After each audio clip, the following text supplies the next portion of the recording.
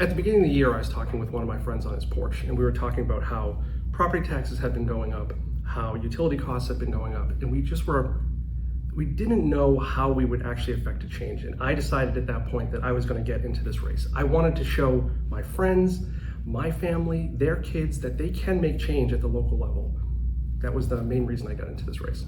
I want to run because I don't think the job's finished. So I came into this process 4 years ago in 2021 because I wanted to do something and contribute to go ahead and help my town. So, and a lot of that is I saw that there were some needs in housing and houselessness, economic development, and infrastructure. So those are things that I wanted to go ahead and address. And I think we made a lot of headway in all of those categories, but I think we can go ahead and make a little bit more as well. So kind of one of my mentality is, going into this, that I said it, I meant it, and I'm doing it. So those are, things I'm committed to, and, hopefully that I can go ahead and continue on doing if the great people of Lawrence are, happy enough to go ahead and elect me for another term. So I have promised my 2 young children that I will raise them here.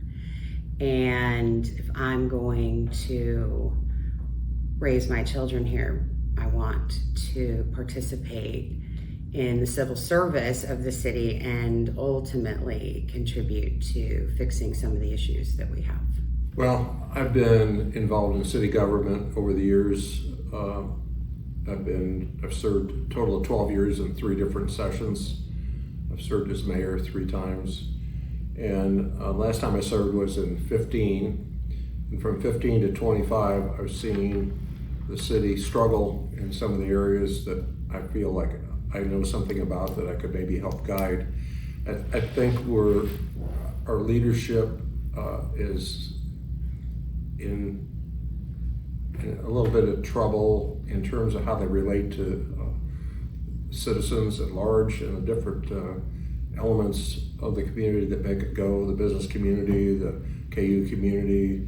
And so, just a general interest in the city itself. I mean, I've got a large part of myself in that, and so I want to make sure it continues to do well. So.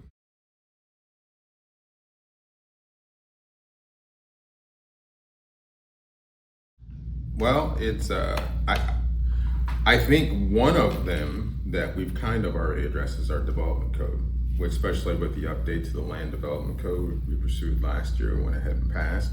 It's going to make it easier for us to go ahead and have housing of all different types. I'm talking single family, triplex, duplex, manufactured home, modular homes, tiny homes, things of that sort, so we can expand our housing base of affordable and available housing. And it's also going to make it more conducive and a little bit more efficient for us to go ahead and start our own businesses, attract our own businesses, to go ahead and locate here and bring jobs here in economic development and commercial development, which goes a long way towards reversing our imbalance we have in terms of property tax, where we're relying way too heavily on residential. We need to go ahead and incorporate some more commercial into that equation. I believe one of the biggest barriers right now is the culture at City Hall. I think we have an unwelcome culture, not that I think it's necessarily intentional, but there are a lot of issues that are created through maybe poor processes.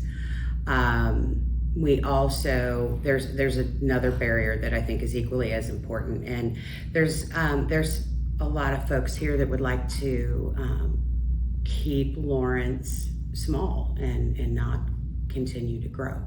I think one of the primary detriments to economic growth is the reputation we have as being business unfriendly, being business stingy, being overregulated.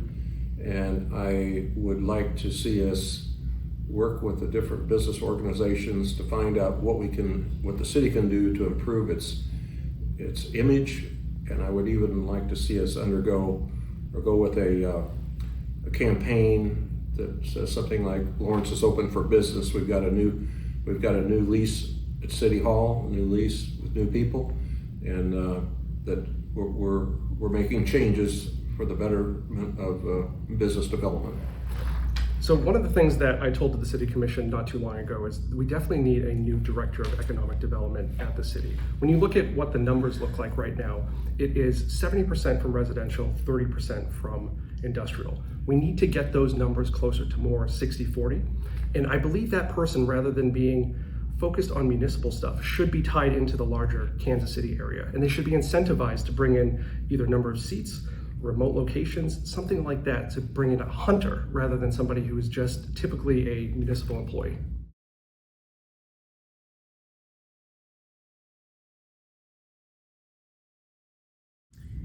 You have to be collaborative because there are other commissioners that you have to work with. You have to understand as a commissioner what your roles and responsibilities are. Policy making is a big one. One that is very important is fiscal oversight.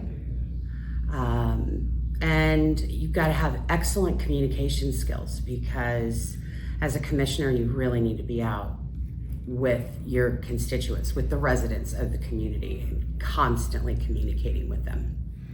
I would say the most important skill is to be able to listen, and at a certain point, when you've listened as long as you can, and you've got to move on and listen to the next person, and then you've got to give yourself time to digest all the information you're taking in and try and run it by different people to get to where you think you've got the correct amount of information to make the right decision. And so I think listening is probably the most important skill you can have. Sometimes it's hard to listen. Sometimes you don't want to hear what you're being told, because there are always two sides to every story.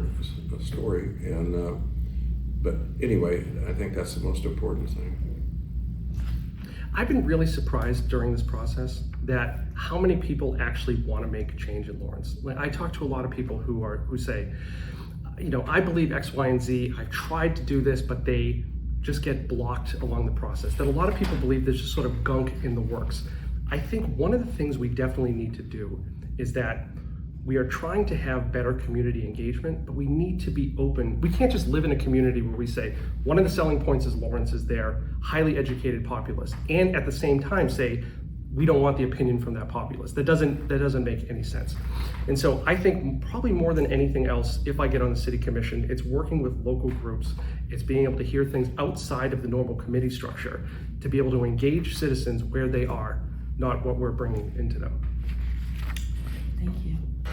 Oh, collaboration, the ability to go ahead and research and disseminate information, and go ahead and apply that information to decision making. Because what I've learned very quickly as a commissioner is, like, you're not going to make everybody happy, but as long as you're kind of following your North Star and doing the things that you think are the best for the community, and you have that backing, or that quantification that this is the reason why I'm doing it, which I try to do every time when I'm up on the dais and I make a decision. I try to qualify it as, hey, this is my thought process, these are the reasons why I'm following this, and this is the reason why I'm supporting this, because I think it'll be great for the city. So as long as you can go ahead and do that, I think even if people don't agree with your decision, they at least see where you're coming from. So at least they have a mindset of what your decision-making process is.